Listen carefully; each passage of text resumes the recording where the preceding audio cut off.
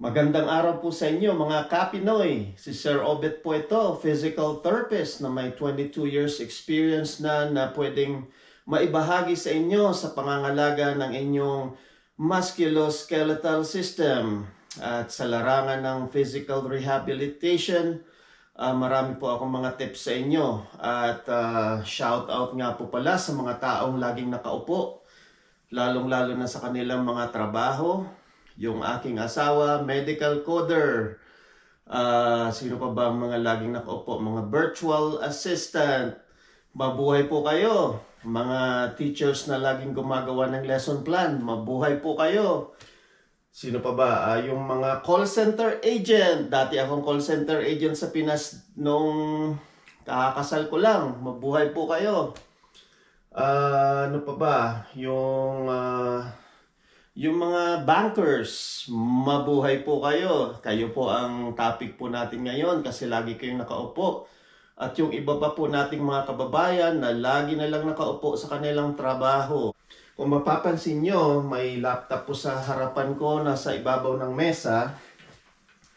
Ito po yung aking workstation. So lagi po kung maghapon kayong nakaupo ng ganito, nagtatatype sa inyong computer, nag-iisip, nai-stress, tapos may problema pa sa bahay, may problema sa trabaho, naghalo-halo na. So, hindi po maganda sa kalusugan yon. Tapos lagi lang kayong nakaupo maghapon. So, unang-una, tatamaan po dyan yung inyong blood flow. Hindi po napaka-sluggish or mabagal yung pagdaloy ng dugo. At yan din po ay masama sa ating puso kasi lagi na lang nakarelax tayo, nakaupo. So yung heart po ang nagsasuffer dyan at saka yung iba po pong bahagi ng ating katawan. Ang una pong exercise natin, mga Kapinoy, ay mga simpleng exercise lang. Pasisimplihin ko po para sa inyo para madali nyong gawin.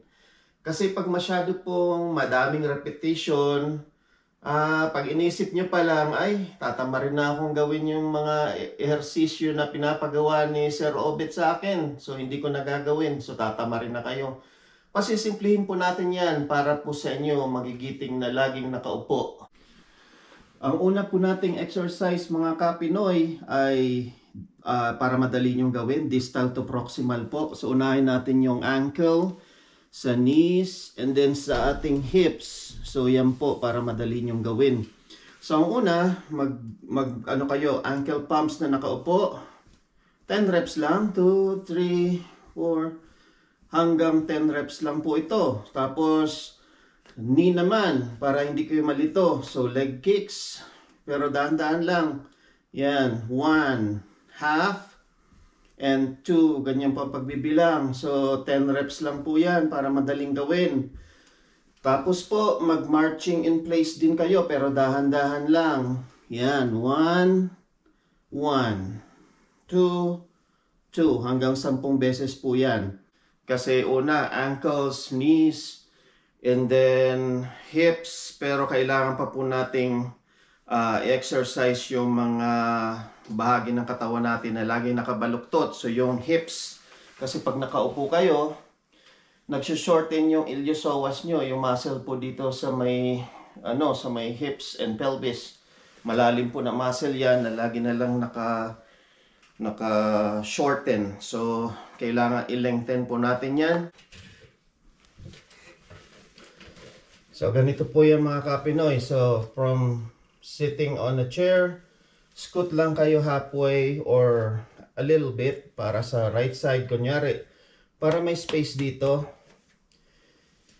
Start kayo ng ganito, nakadiretso yung paa sa harap. Tapos dahan-dahan yung i-slide hanggang sa likod.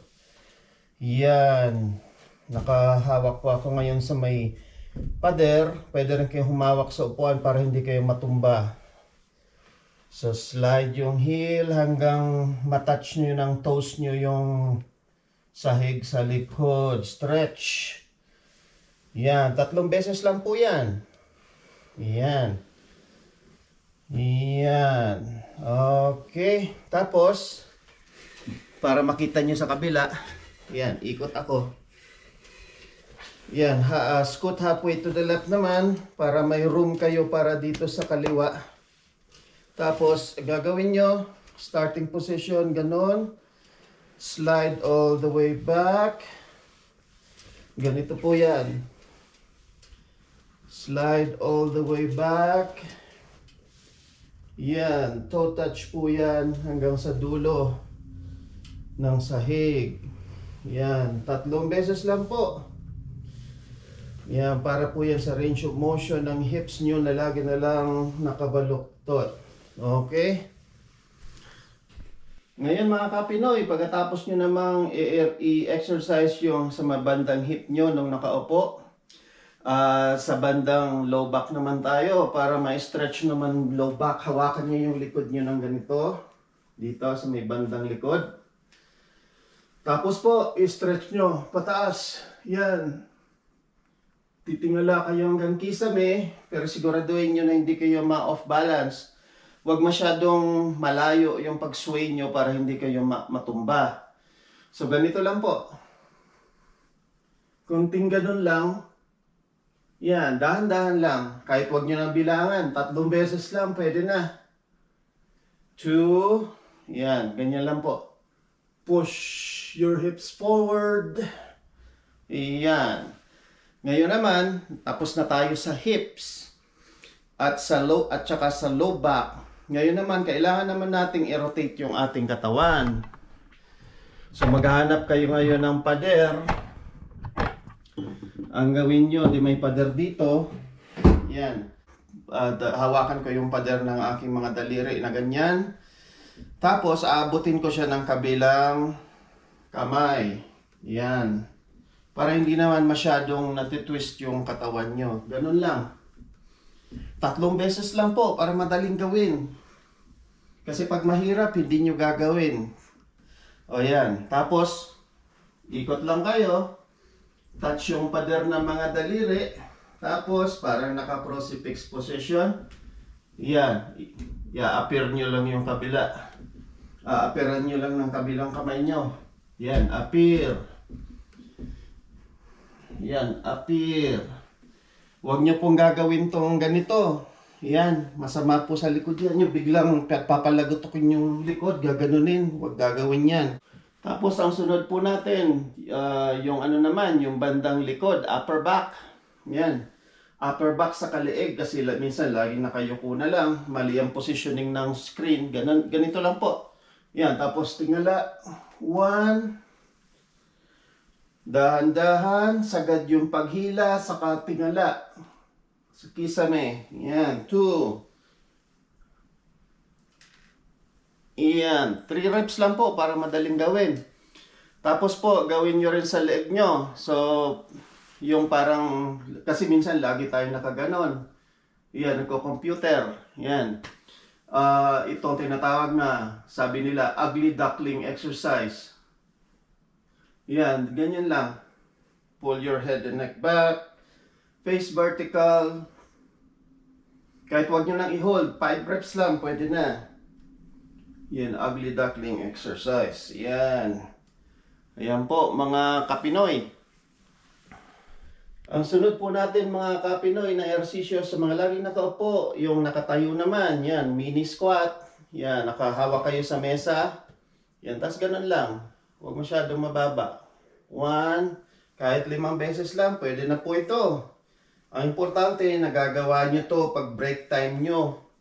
Hindi lang po 1 beses sa isang araw. Pag break time, pwede nyo gawin. Mabilis lang po gawin yung mga exercise na to, mga 5 reps. Tapos po, gawin nyo tong, tawag dito yung ankle pumps. Ganyan. Yan, 2, 3, pwedeng 5 to 10 reps lang po ito. Tapos yung toes naman. 1, 2, 3, 4. Yan, mga 5 to 10 reps po. Pwede na po yan. Pag mahirap po kasi yung pinagawa ko sa inyong mga exercise, tatama rin po kayo. Pustahan po tayo.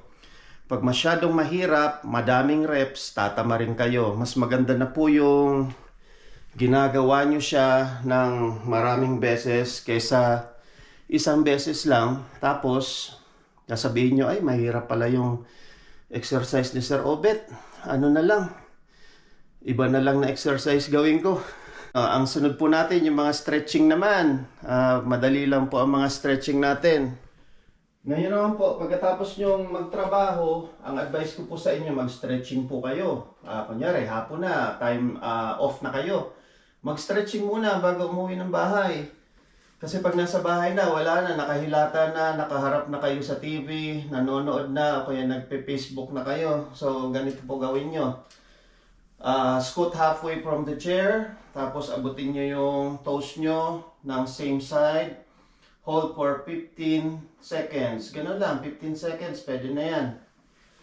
And then gawin nyo sa kabila. Yan, mga 15 seconds lang. Hawak kayo dito sa lap nyo para hindi kayo matumba o mahulog sa upuan. Yan, ganyan po gawin nyo. Gawin nyo to mga 2 to 3 reps. Pwede na po, madali lang po yan gawin. Tapos po, mag-stretching din kayo ng hips nyo. So, ang gagawin nyo, pagdating nyo sa bahay, kunyari, nagbibihis na kayo, mag-relax, ganito lang. Dapa kayong ganito, prone on elbows. Yan, mga kapinoy. Yan, prone on elbows lang po kayo. Yan, habang nagpe-Facebook kayo, hawak nyo yung cellphone nyo, prone on elbows. Yan, para ma-stretch po yung mga hip flexors nyo, yung dalawang hip flexors. Kasi maghapon po yan, nakaupo. So, ganun po kayo. Yan, Facebook. Yan, panoorin nyo yung videos natin. Reviewin nyo. Yun, ganun lang po ang mga tips natin, mga kapinoy. Ang advice ko sa inyo, maglakad-lakad din po kayo pag break time nyo. Kunyari, meron kayong 15-minute break. Maglakad-lakad po kayo habang nakikipagtsikahan sa inyong mga katrabaho, nakikipagchismisan, maglakad-lakad po. Ganon po ang healthy na lifestyle. Sa susunod po mga kapinoy, salamat sa inyong oras. Bye!